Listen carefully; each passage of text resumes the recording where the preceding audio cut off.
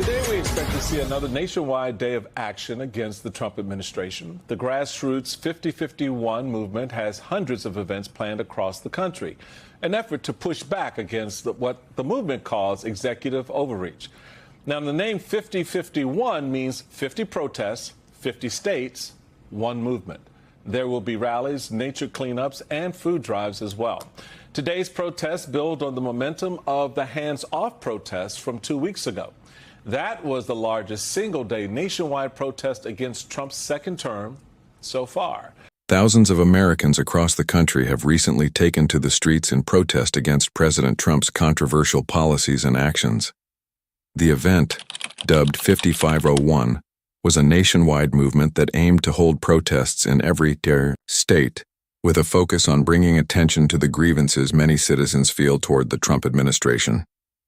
These protests were timed to coincide with the 250th anniversary of the American Revolutionary War, a symbolic nod to America's founding ideals of liberty, justice, and freedom from oppressive authority. The protests were widespread and varied in their focus, but a key issue at the forefront was the deportation of Kilmar Abrego Garcia, who was mistakenly sent back to El Salvador. Demonstrators gathered in significant numbers, calling for his return and protesting what they saw as the administration's unjust treatment of immigrants. At these protests, many held signs reading, "No Kings," a symbolic reference to the American Revolution. This powerful imagery connected the current movement to the nation's historical fight for freedom from British rule, drawing parallels to what many protesters saw as a new form of political tyranny. As in past demonstrations, Trump's approval rating has been a key measure of public sentiment. Recent polling from Gallup revealed that Trump's approval rating in the first quarter of his term stood at 45%, a slight increase from the 41% approval at the same time in his first term. However, this approval rating remains well below the historical first-quarter average of 60% for U.S. presidents. These protests are part of a larger trend of increasing political activism in the U.S. Political dissent is no longer a rare occurrence, as citizens are more willing to take to the streets and demand change in response to what they perceive as unjust actions by the Trump administration. This discontent is magnified by the growing realization that the president's policies are not only unpopular, but are causing lasting harm to communities across the country. While protests erupted over social and political issues, another major point of contention under the Trump administration was its assault on scientific research and environmental protections. Over the course of his presidency, Trump's administration has made significant cuts to the very agencies and initiatives that protect the environment and safeguard public health. These cuts are part of a broader push to streamline government spending by reducing the size of the federal government. However, the dismantling of these agencies and programs is not without severe risks. Terry Garcia, former executive vice president of National Geographic, wrote a letter with nearly 500 other employees calling for stronger resistance to the administration's cuts. They warned that slashing these programs would undermine the economy, hinder progress, and compromise national security.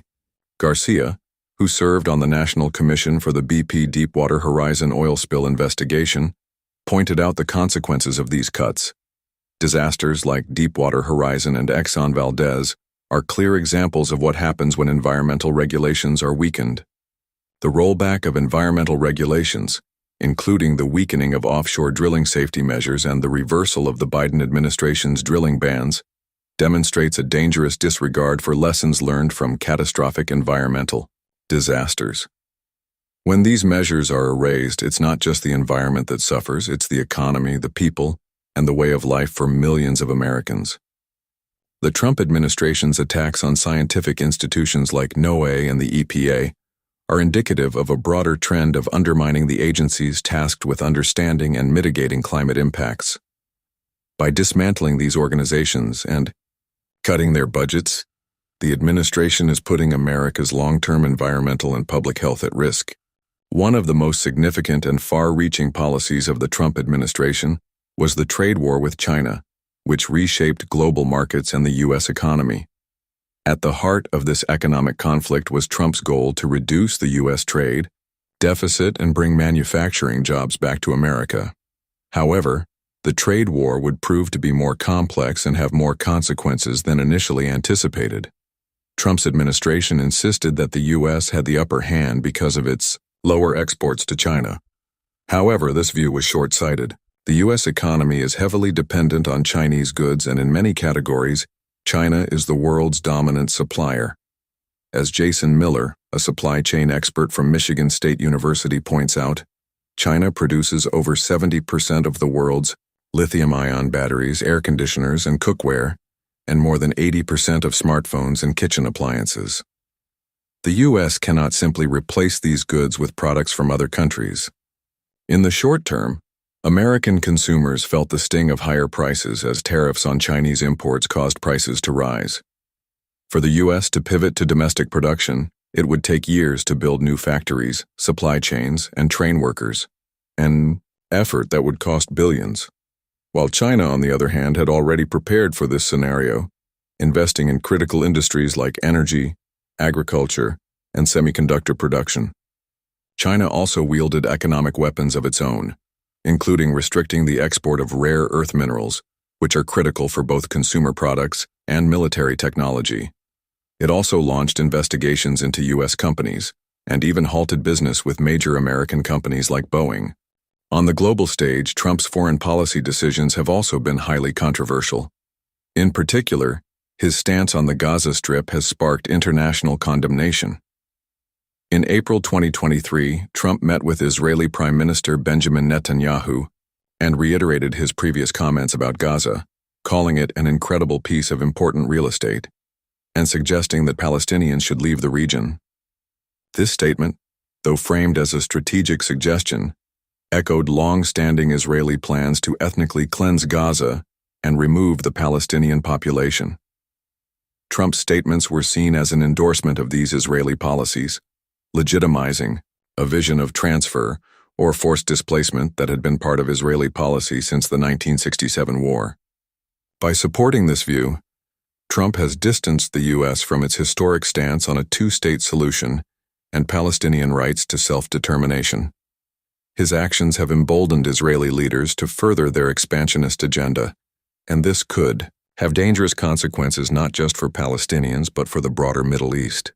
The U.S.-China trade war entered a new phase when Trump imposed steep tariffs on Chinese goods, signaling a hardline approach to trade relations. While many saw this as an effort to rectify imbalances in global trade, the situation quickly became more dire. The economic fallout of this trade war rippled through global markets, leading to higher costs for consumers, disruptions to businesses, and significant economic uncertainty. China, with its vast control over the global supply chain, had prepared for the long-term effects of the trade war. It diversified its trade partners, strengthened internal markets, and continued to innovate in critical sectors like semiconductor manufacturing and renewable energy. The U.S., however, struggled to make up for the lost Chinese imports. While U.S. manufacturers were encouraged to buy American, the reality was that much of the production needed was simply unavailable domestically, causing shortages and economic slowdowns.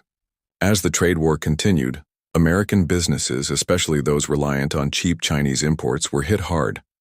Manufacturing companies faced increased costs, and in some cases, shuttered operations or moved overseas to escape the tariffs. The U.S. economy was in a precarious position, exacerbated by Trump's inability to build solid relationships with trade allies. As we conclude this detailed breakdown of Trump's policies, it's clear that the consequences of his trade war with China, his environmental deregulations, and his controversial foreign policies have left the U.S. in a position of uncertainty. While Trump's actions were driven by a desire to make America great again, they have had far-reaching consequences that will be felt for years to come. The question now is whether the U.S. can recover from these self-inflicted wounds. Can the country rebuild its economy in the face of rising prices and a global shift away from American influence? Or will China's carefully crafted strategy push the U.S. into a new era of economic and geopolitical? In upcoming videos, we'll continue exploring the global dynamics at play in today's rapidly shifting political and economic landscape. Stay informed, stay engaged, and we'll see you in the next video.